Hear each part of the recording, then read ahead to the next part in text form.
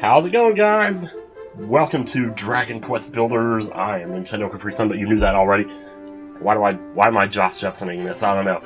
Anyway, this is a playthrough that I have wanted to do for a really long time. So this is how it works. Dragon Quest Builders comes with 4 chapters, each of which is kind of like its own separate game, because when you finish one chapter, you start the next one, you basically go back to ground zero with nothing, and just kind of build your town and stuff up all over again. So that's pretty cool. What I'm going to do, though, is I'm going to go back to the beginning here. Oh, if I could stop hiccuping, that would be great. Anyway, building your world. So, it's no secret, people talk about it, this game is a lot like Minecraft, and yes it is, it looks like it in a way. Won't you come before me at last? I am the Dragon Lord. Long have I awaited this moment. What you're looking at here, although you may not know it, is actually the final sequence from the very first Dragon Quest game, or as those of us Americans affectionately call it, Dragon Warrior. And in that sequence, you get to the final boss here, and he offers you half of the world. What you're supposed to do is say no, and then you fight him, and you beat the game, and you win, and you save the world. This game is basically what happened if you would have said yes. And so the world ends up in ruin, and you get a game over. Like in the original game, in Dragon Warrior, if you said yes, you basically just got an instant game over, and that was it. And you were done. Okay, I had to stop and blow my nose there, too. Still kind of coming off the PAX East / Runaway Guides show train, and a little bit sick in the aftermath of everything. Anyway, let's get moving here. So, you circle the jump if you're playing on the PlayStation. Otherwise, if you're playing on Switch, I couldn't help you there, because I have no idea. I actually played it on the Switch, where I played Dragon Quest Builders 2 on the Switch when I was at PAX. And to be honest, I kind of didn't like it. And then I went and played it on the PlayStation, and I was like, okay, this is, you know, what I'm more used to. So I'm just so used to it on the PlayStation, I can't really play it any other way. So basically what we're doing here is going through a little bit of a tutorial here to kind of figure out how things work. I don't know how much of the text I'm really going to show. But, yeah, it's kind of a crafting game. Like I said, it's like Minecraft, but with a different camera angle. Just kind of get to zoom out and see things. This is kind of funny, the little thing is like the gods are talking to you and you keep falling asleep on them and whatever. So you can choose your item down here with the D-pad and then use it by pressing square to restore some of your health. Pretty good. Let's make that healing cream. Oh, here he goes, he's falling asleep. So yeah, even though the game looks like Minecraft, to me, it actually reminds me more of Stardew Valley than anything. Oops. Yeah, okay, so using square, or using circle to jump is a little bit of a weird mechanic. Not something I'm used to. It always takes me a while to kind of reacquaint myself with the controls here. Yeah. You've been entrusted with a mission to... He's like, oh, just get on with it. He's like, very well. Alright, then find a way to get out, then. So, equipping equipment. Basically, you just go into the menu here. You just choose what you want to equip, and then just do it. It's really simple. And of course, you can use weapons to fight monsters, but you can also use them to gather materials, so it's pretty simple. It's no different than like Stardew Valley. You could use a sword to fight monsters, or you could use it to cut down bushes. It's kind of the same thing, and you do have weapon durability in this game, but you'll find that weapons last a pretty long time, so you don't have to worry too much about that. So then you use triangle to actually swing the weapon. So you come through here and pick up a bunch of junk if you want. Or you can also like pick up blocks of earth like this.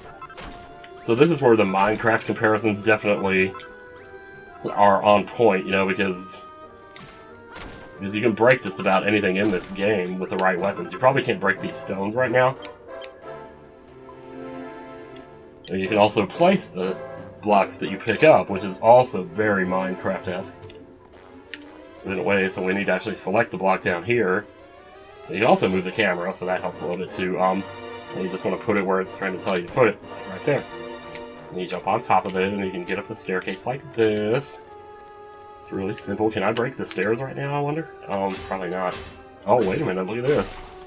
I guess I can. I have stone steps, how about that? So it's going to want us to put another one here. So basically the way it works is you have to put it so that it's touching another block. So I can put one right here because it'll be touching the wall. And that's how it's kind of going to work. The orange reticle, or whatever you want to call it, kind of shows where you're going to put it if you press the button. And then you just put it down and you're good to go. So you got to step outside here. You found your way back out to the world. Of course, when you get out here, you're going to see that things aren't quite the way you remember them. Yeah, the game's got a nice little story, but I'm not gonna... I don't know.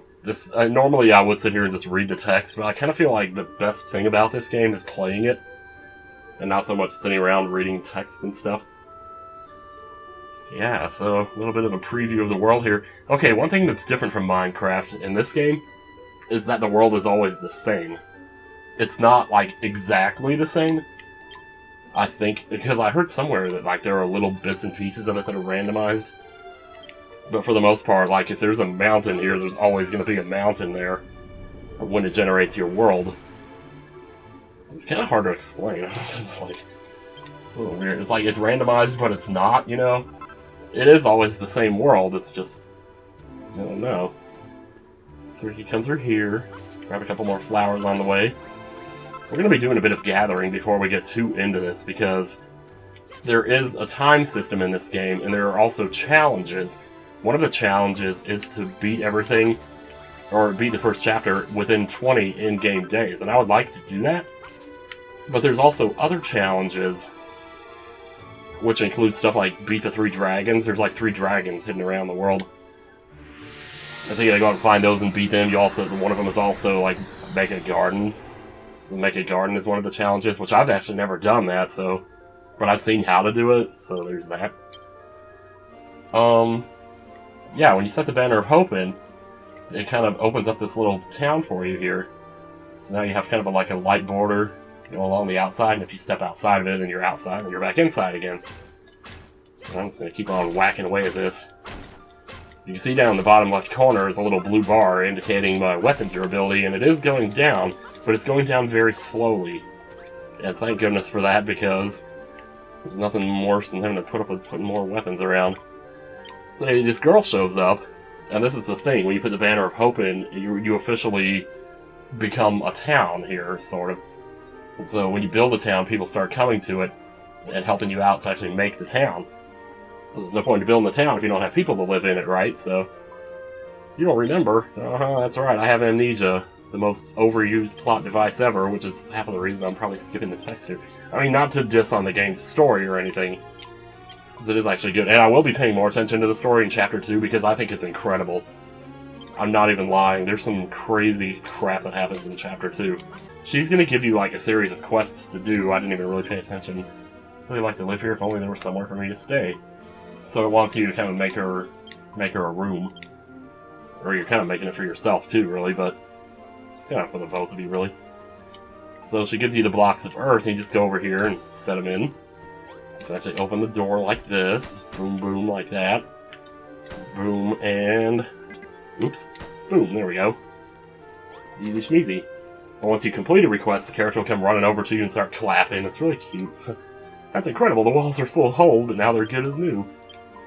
I fixed it with dirt, that's right. So that's the reason they call this game Dragon Quest Builders, because apparently building is something that people forgot how to do in the world. And so when people find out that I can do it, they're like, what kind of freak are you? You must have some kind of special power to be able to fix up that old house. How did you do it? I did it by placing blocks. Yeah, that's right. What does build mean? Oh, man. Oh, yeah. So, so she's going to tell you to kind of... She's kind of just telling us about the rules of the game, which is like... Oh, slide of blue goo. Yeah, that's right. So, like, at first she'll give you the materials that you need to make the stuff, so she kind of, like, teaches you how to... Oops. Ah. So this over here is a workman, or like a mason's workstation, I guess they call it. And over here is where you make all your stuff. We did see this earlier, but she wanted me to make a torch, so let's just do that. And I used the blue goo to make that, but yeah, so I made the torch, and now I've completed that quest. It's really simple. It's very hand-holdy at the beginning. But again, it's kind of part of the story. They're saying, well, hey, you're a builder. I can't believe you can do this.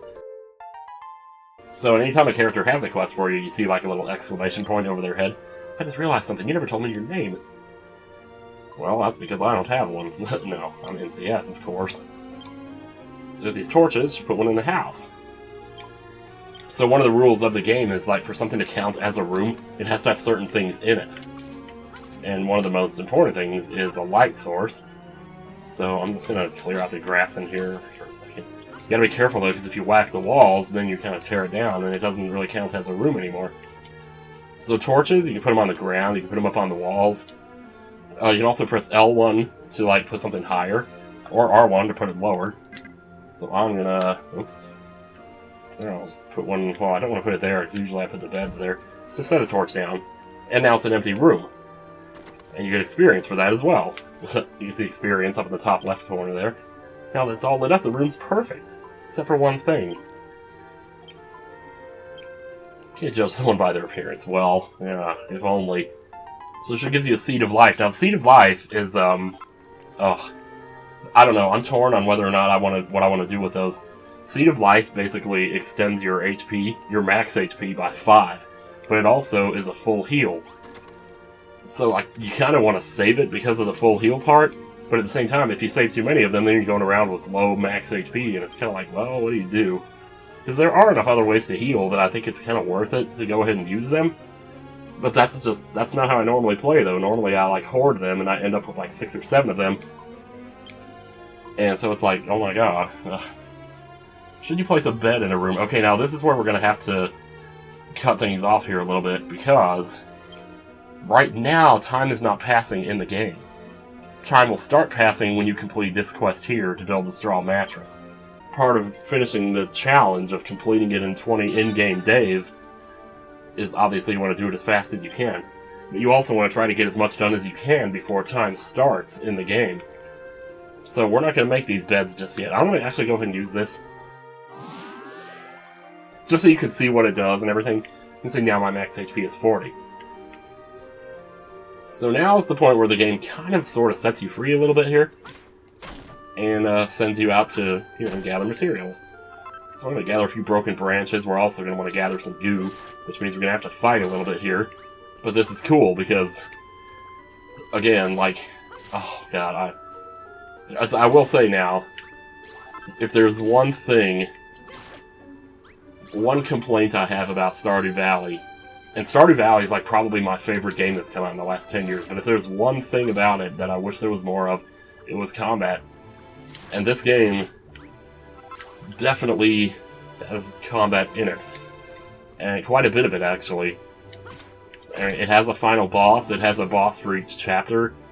It has little mini-bosses that come and attack your base once in a while.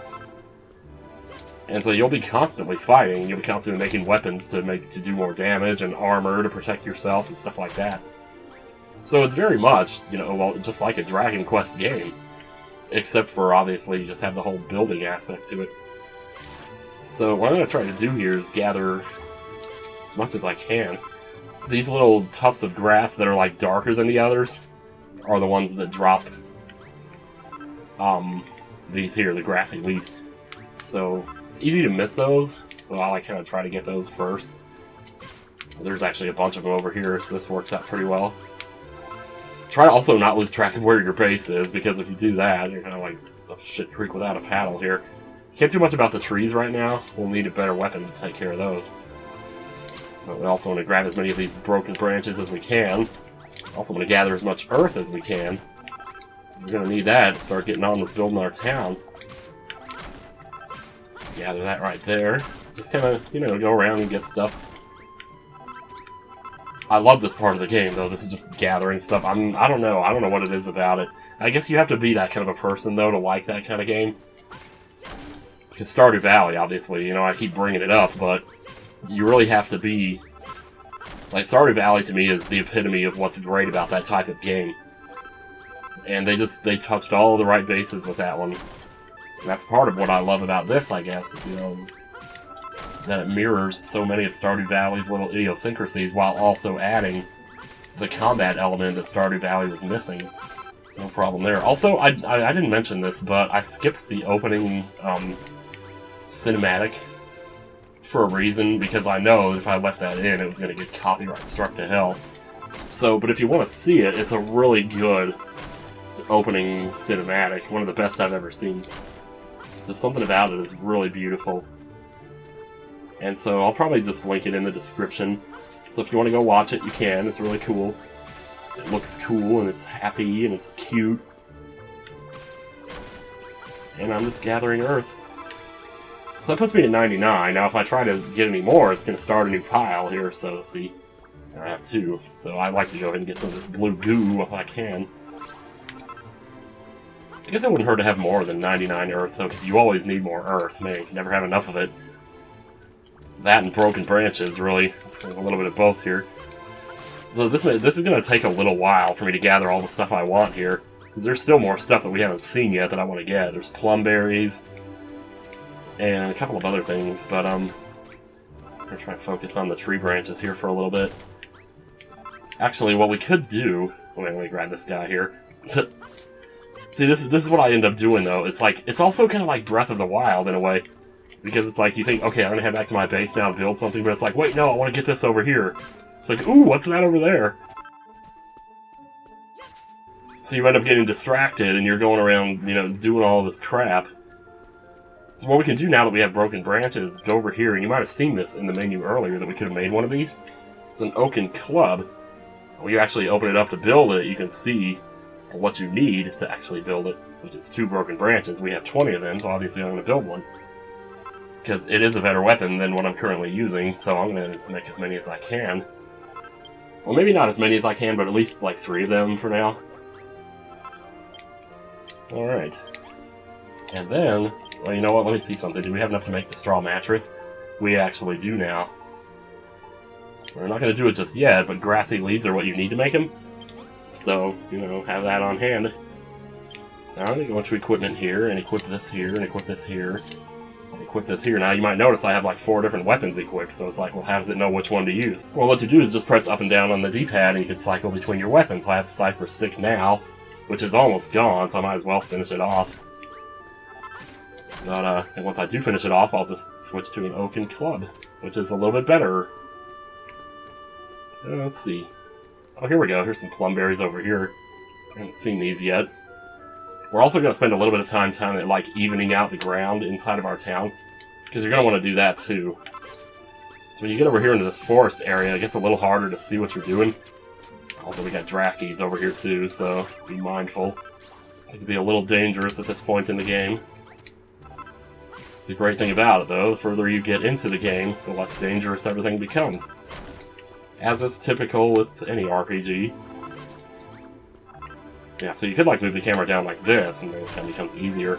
Because if there's a tree in the way, obviously it'll just turn transparent so you can see through it. Which is a nice little thing that games do nowadays. Boop, boop, boop, boom. Once we equip the Oaken Club, we'll also start doing more damage too. So that'll help. I just want to get rid of this now. I don't like just throwing weapons away, because you can't really do that in this game. You kind of have to just leave them on the ground somewhere.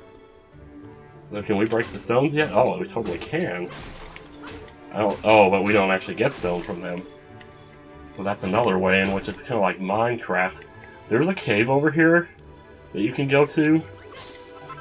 Oh, there it is. Cypress Stick falls apart. So now we need to switch to our other weapon here, so we'll do that. So broken branches will still take 2 hits to kill, which is... Oh, we still can't do the trees yet, can we? Guess we're going to need the hammer to do those. Well, that's okay. We don't want to be able to do everything all from the beginning, do we? That would be silly. So I don't really have, like, an exact... uh-oh, is somebody firing at me over here? Oh, God, it's one of those.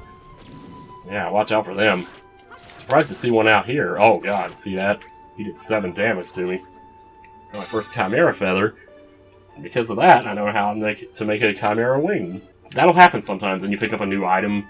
Your character will be like, oh, hey, I know how to make this now. And he'll just kind of get the idea out of the spur of the moment. Be like, oh, hey, I know how to make this, and you just get the recipe for it right away.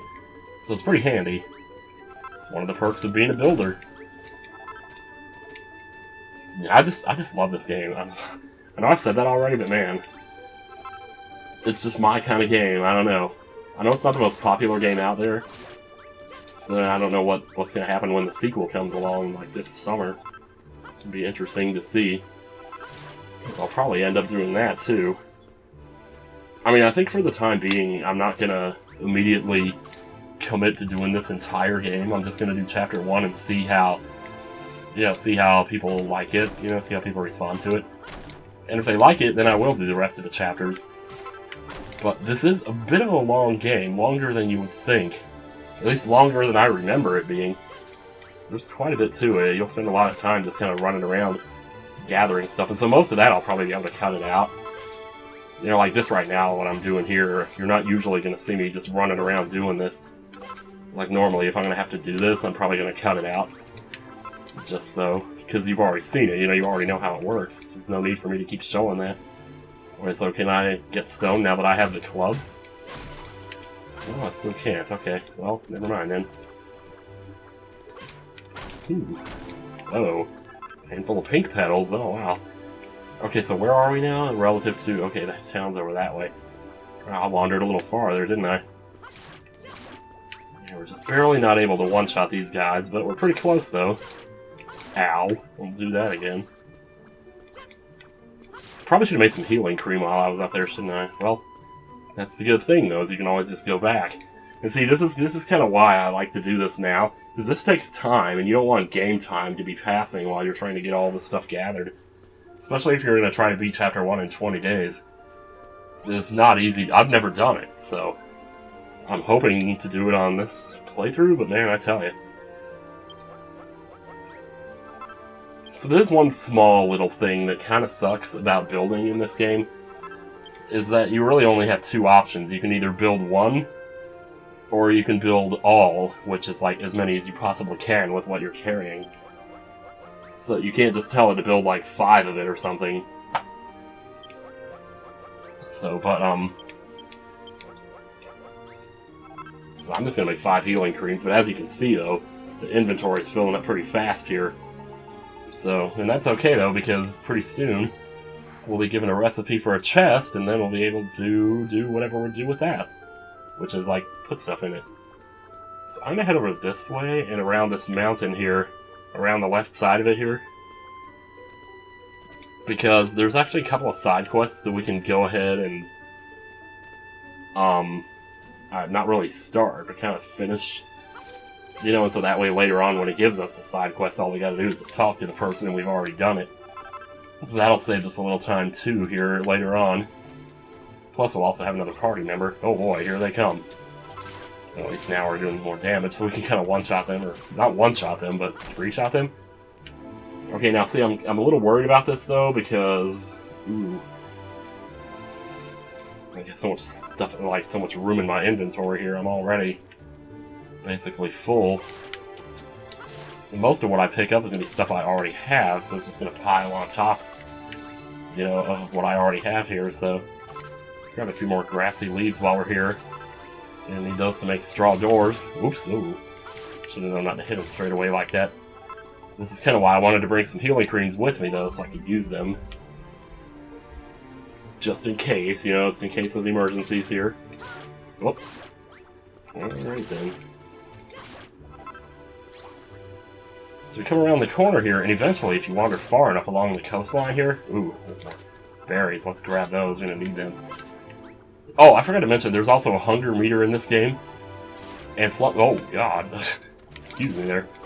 So you don't have to worry about it now because time is not passing, but the hunger meter will become relevant and you'll have to start like eating food periodically to keep yourself in good health. So over here we have a note, which we won't be able to pick up. Alright, I'm gonna get rid of this extra earth that I don't need here. Just put it here, doesn't really matter. We can get some more of these over here. If I see like a high concentration of something in a small area, you might as well pick it up, right? And you can also build stuff here. There's apparently another thing here, so you can make more torches if you want, or cypress sticks, or whatever you fancy. You know what? I don't need these steps, really, to be honest. A dilapidated crate. But then I also have a regular crate. I also have a note here as well. I'm not going to need the dilapidated crate. I'm just going to set that down over there. Because I want this. Bonfire, yes. I'm going to come over here. Oh, wait. Well, we also want to gather these mushrooms, too, so... we get like 20 of those, I think we want. Maybe not that many. I think I mostly have everything I want as far as materials. Except for possibly the mushrooms. That's okay, because there's a lot of those out here. Yeah, the funny thing about this side quest is they really don't tell you what to do here. So you come out here and you see the campfire and then you see the house. But really, what they expect you to do is just keep going until you eventually find the person to whom this stuff belongs. And he's just kind of like hanging out here. Buried in some, well, I don't want to spoil it, but... yeah, basically, the monsters got to him is basically what happened. You can see little building tables on the way. There's another one right here if you need it. And plenty of mushrooms. Definitely glad to be picking these up. That's only 14, though. Okay, and then right here you'll see... talk. Strange. Hello? Is somebody there?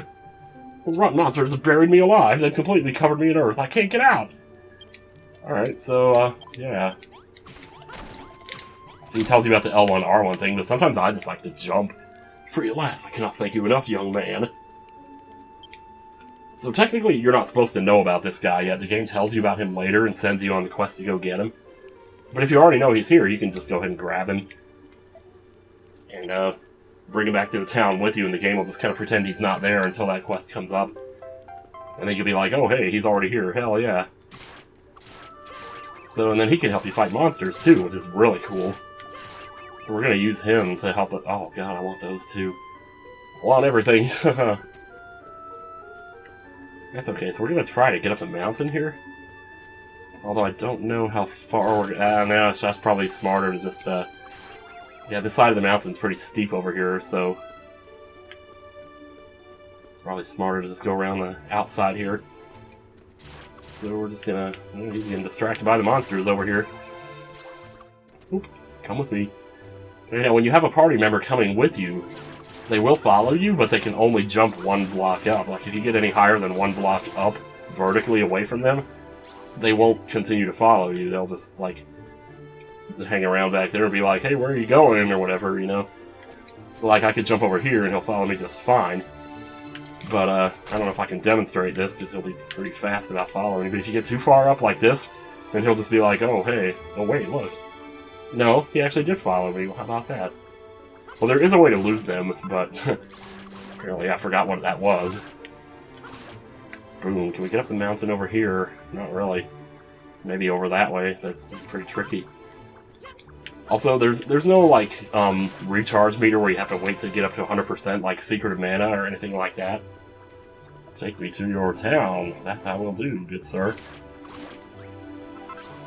Gather plenty of this blue goo on the way. We're going to need it to make torches, among other things. There will be other things. It's one of the most fun parts about games like this, though, is learning all the recipes and seeing what all you can make. You can make some pretty cool stuff. Bonfire's burning brightly. Looks like it's been freshly stoked. Somebody must be nearby. So I guess that's like the game's way of cluing you in, you know, to like, hey, keep going here. And eventually you'll run into somebody. So, yeah, this character is pretty important, too, as far as what little bit of story there is here. He's kind of like the old guy who does all the research about the history of the monsters and everything and what happened. And he continually kind of... I almost want to say he's like a fearmonger almost, but maybe that's using a little bit of harsh language there. Oh, shoot, no, wait.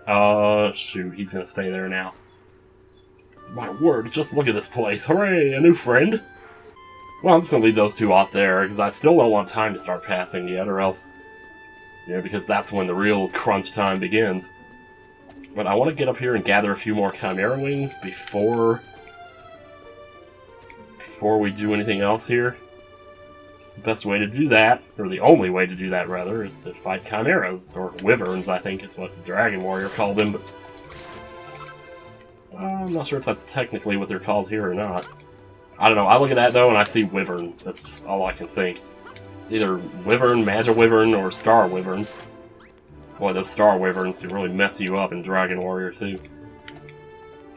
It's like, if you're a big fan of the first Dragon Warrior game, or any of the first ones, there are definitely a lot of callbacks to the first game that you'll see as you kind of play through. So almost every monster in the game is something from Dragon Warrior 1, something you saw in the first game.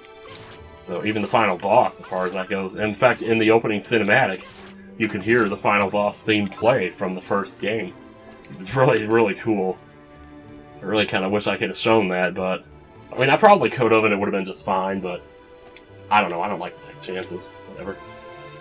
So I have 8 feathers, I want 20. But at least when they do drop something, it's really easy to pick it up, though. So it kind of just comes straight to you. You don't need any of those upgrades where it, like, sucks items toward you or any of that. Although I always did like those kind of upgrades in games. But you don't really need that in this game. It's kind of just, you know, it sucks everything towards you fairly decently enough. As you come around this way, you can start to see some of the other areas that it was showing from this world here. It's a huge swamp out here. And there's different types of monsters you find if you head out that way. And also, one of the 3 dragons in the world you'll find if you keep heading that way as well. So, just something to keep in mind. I'm actually going to heal up here before... There's one thing you'll have to watch out for, though, is if you try to heal, sometimes monsters will continue to attack you. You know, even while you're trying to heal, so you won't be able to. Or it'll be really hard to, because you might be in the middle of the animation and they'll just hit you with something. Also, you'll learn to hate that sound real fast. The sound of them casting a spell. When you hear it, you know something's about to happen. Now, once time starts passing, there will be like a day and night cycle. And when night comes, there will be different monsters that come out to attack you. Remember in Dragon Warrior 1, the Ghost, Poltergeist, Spectre? Those monsters? Those will come start attacking you at night. And they're really annoying, and they never drop anything. And they always shoot fire at you from off screen, and I hate them. I really hate them. Because they waste a lot of time, too. But it's part of the game, you just gotta deal with it, so... Whatever, you know? Let's see here. 15 feathers, huh? We're getting there. Should probably heal up one more time. Just to be doubly safe here. So we almost got what we need here. Obviously, like, this is the perfect example of something that normally I would cut out, and I might cut this out anyway because it's getting a little tedious. The monsters are pretty quick to respawn here, so that's what we're like, killing the same birds over and over again here basically now. So you basically shine Spark. No, oh my god, I can't believe I'm making Poltergeist references. With all the references he makes to me, though, I figured I could return the favor at some point. Sorry I had to reference something that makes you cringe, though. Alright, we only need one more, okay. Ooh, okay, watch out for fall damage in this game. It's very unforgiving. Also, that was a critical hit. Something that you also got in Stardew Valley, from what I remember. Alright, so this should be good. This is a lot of materials we have here. Like I said, doing the challenge of finishing the chapter in 20 in-game days. Oh, that's right, I wanted to, like, clean out the town, too, before I started doing too much here. Well, I don't know how long this video is. 36 minutes? Yeah, well... Oh, I'll tell you what. Next time on Dragon Quest Builders, we'll clean out the town, kind of even out the ground here a little bit. You know, and get everything set up so we can start building up our town. So see you guys later.